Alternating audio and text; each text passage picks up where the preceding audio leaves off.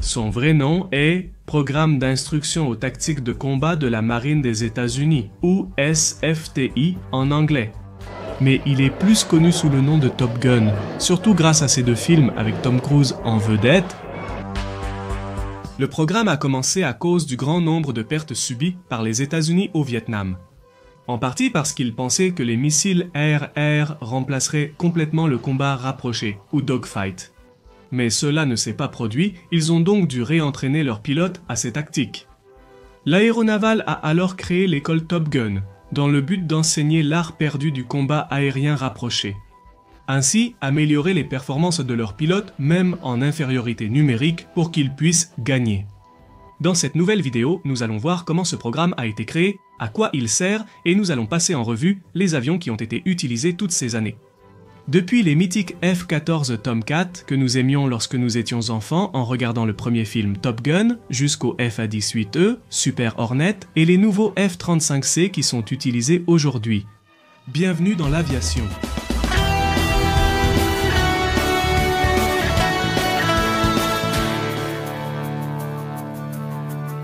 Ce programme enseigne des tactiques et des techniques de combat et d'attaque à des aviateurs navals sélectionnés, qui retournent ensuite dans leurs unités opérationnelles en tant qu'instructeurs remplaçants. En réalité, elle avait commencé comme l'école des armes de combat de la Marine des États-Unis. En 1969, durant la guerre du Vietnam, ils ont subi de lourdes pertes face aux avions Mikoyan Gurevich ennemis. Un an plus tôt, en 1968, le chef des opérations navales a demandé une enquête sur les raisons des pertes élevées dans le ciel du Nord-Vietnam. La force de chasse ennemie comprenait surtout des Mikoyan Gurevich 17, puis fut renforcée par des Mikoyan Gurevich 21 et quelques Mikoyan Gurevich 19.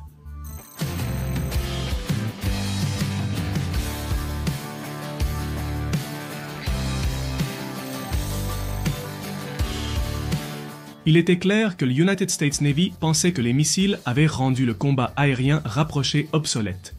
Et il fallait réentraîner les pilotes de la marine pour leur donner les compétences nécessaires afin d'affronter ces Mikoyan Gurevich vietnamiens.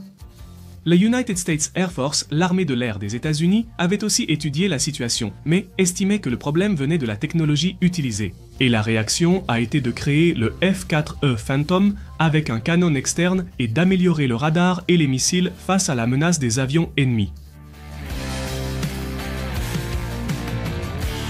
Il a été décidé de créer un programme d'entraînement dédié aux pilotes de la marine. L'école des armes de combat de la Marine des États-Unis a été créée le 3 mars, en 1969, à la base aéronavale de Miramar, Californie. Il s'agissait de leur réapprendre à utiliser le canon de leurs avions comme ils le faisaient pendant la Seconde Guerre mondiale et en Corée. Mais aussi la façon la plus efficace d'utiliser leurs missiles air-air et les capacités de leurs avions face aux menaces des chasseurs ennemis. L'étude du combat aérien au Vietnam indiquait que l'utilisation de tactiques inadaptées et aussi l'emploi inapproprié des missiles étaient la cause du faible succès des chasseurs des États-Unis. Les pilotes qui allaient à cette académie étaient déjà des pilotes vétérans. Lorsqu'ils en sortaient diplômés, ils étaient considérés comme les respectés top gamme. Le combat aérien rapproché, ou dogfight, avait été mis de côté depuis de nombreuses années, au profit des tactiques aériennes. On privilégiait l'utilisation optimale des radars et missiles des chasseurs modernes. À l'académie, on enseignait aux pilotes des techniques de combat oubliées, utilisées par les pilotes des derniers escadrons équipés de chasseurs. Appelé à cette époque le dernier pistolero, le F-8 Crusader venait tout juste d'être retiré de la première ligne de combat. On enseignait aussi comment tirer parti des faiblesses du Mikoyan Gurevich 21 et des Mikoyan Gurevich 17 pour les abattre.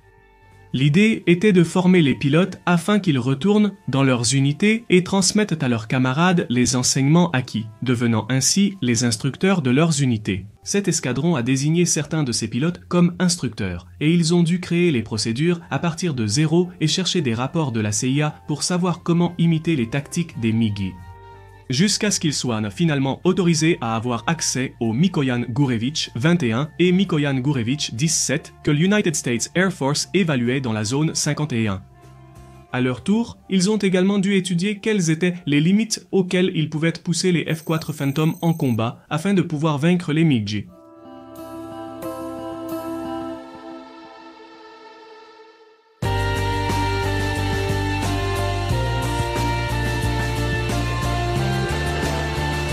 L'escadron a été initialement équipé d'avions A-4 Skyhawk et T-38 à talons, ceux-ci prêtés par les United States Air Force. L'armée de l'air voulait obliger les pilotes à affronter des avions aux performances variées. Pour le rendre le plus réaliste possible, au MiG-17 et MiG-21. Ces avions jouaient le rôle d'agresseurs et, étant plus agiles, utilisaient des tactiques plus proches de celles des deux avions fabriqués par l'Union soviétique et utilisés au Nord-Vietnam. Ils faisaient face à des pilotes aux tactiques imprévisibles, les exposant à un stress proche de celui du combat réel, et leur apprenant à ne pas sous-estimer des avions supposément inférieurs. D'autres avions, tels que le A-6 Intruder de la Marine et le F-106 de l'United States Air Force, ont aussi été utilisés. Ces derniers étaient des intercepteurs, mais ils ont démontré des performances inattendues pour le combat aérien rapproché. Pendant la pause des opérations au Nord-Vietnam, de nombreux pilotes sont passés par Top Gun. En 1970, le lieutenant Jerry Bowler, diplômé de la première promotion, a abattu un Mikoyan Gurevich 21 lors d'un combat rapproché. C'était la première victoire aérienne d'un pilote de la marine américaine en 2 ans, après que les premières promotions aient rejoint leur porte-avions. Le programme Top Gun a commencé à se faire connaître grâce aux bouche à oreille et à ses résultats dans... Le combat a été apprécié par la communauté des pilotes de l'United States Navy. Lorsque la campagne aérienne contre le Nord-Vietnam s'est intensifiée à nouveau, la plupart des escadrons de chasse comptaient déjà des diplômés du programme. L'amélioration du taux d'abattage a été très significative. D'un ratio de 3,7 à 1, c'est-à-dire presque 4 avions américains abattus pour un ennemi qui avait été atteint en 1965, en 1967, on est passé à 13 à 1 en termes d'abattage. Bien meilleur que l'United States Air Force où un programme similaire n'existait pas encore, mais a finalement réussi. Il a obtenu un financement et des unités permanentes pour le programme, c'est-à-dire du personnel, des avions et une base, ce qui l'a rendu stable et durable. Ensuite, l'United States Air Force a créé son propre programme, en se basant sur le modèle de l'United States Navy.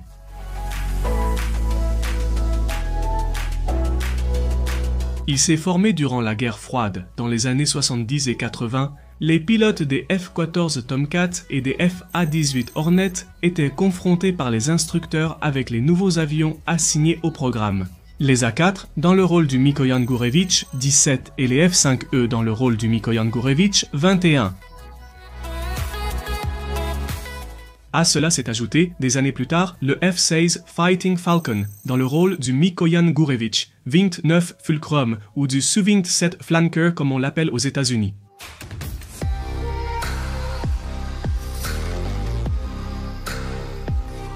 La marine américaine a également créé de nouveaux escadrons d'agresseurs pour simuler des combats avec les escadrons de chasse.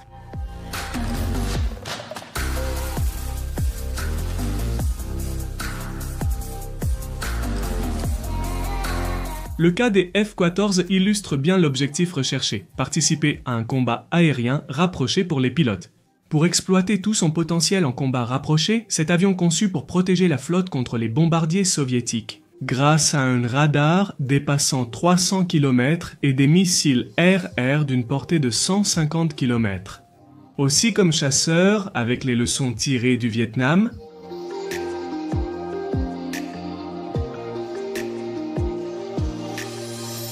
le cours Top Gun avait évolué.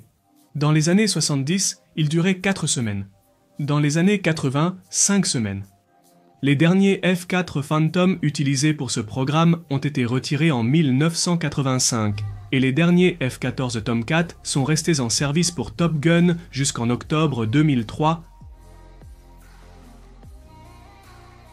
en grande partie à cause de la fin de la guerre froide, dans les années 90. Le programme d'études de Top Gun a été modifié pour inclure davantage d'accent sur la mission d'attaque air-sol, en raison de l'expansion des tâches multirôles du F-14 Tomcat et du F-18 Hornet. De plus, Top Gun a retiré ses A4 et F5 au profit des F-16 et F-18 dans le rôle d'agresseur.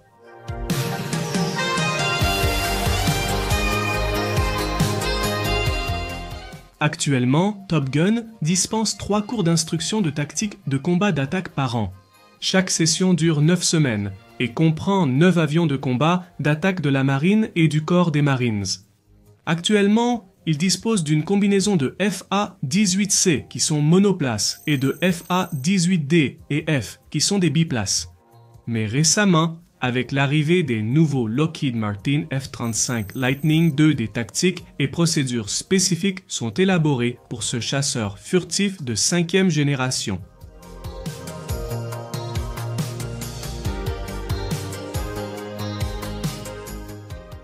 Enfin, parce que je devance déjà les commentaires de la vidéo qui vont me demander ce que j'ai pensé du film. Le premier film que j'ai vu enfant m'a fait tomber amoureux. Du F-14 Tomcat et des avions militaires. Pour les passionnés, c'est sans doute un film culte. Pour être honnête, je vois la deuxième partie du film comme un hommage au premier. Elle me rappelle ma première vision du film original. Cela me rappelle de beaux souvenirs de l'époque où je rêvais d'être pilote. Des émotions uniques pour les passionnés d'aviation comme nous. Il faut prendre les deux films Top Gun pour ce qu'ils sont, des films de fiction, et si on garde cela à l'esprit, ils sont absolument agréables à regarder.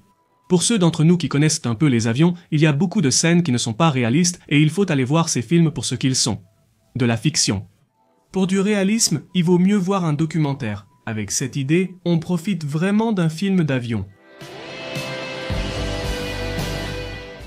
Cela me rappelle quelque chose qui me faisait beaucoup rire puisque nous parlons de films. Ces prétendus MiC-28 sont en fait des F-5 Tiger, peints en noir avec une étoile rouge pour les faire passer pour des avions russes.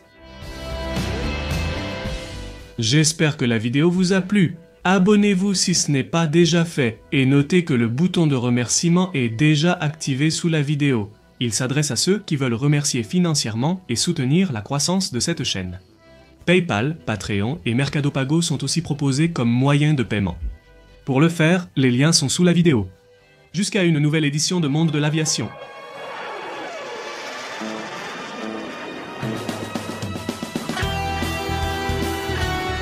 Merci.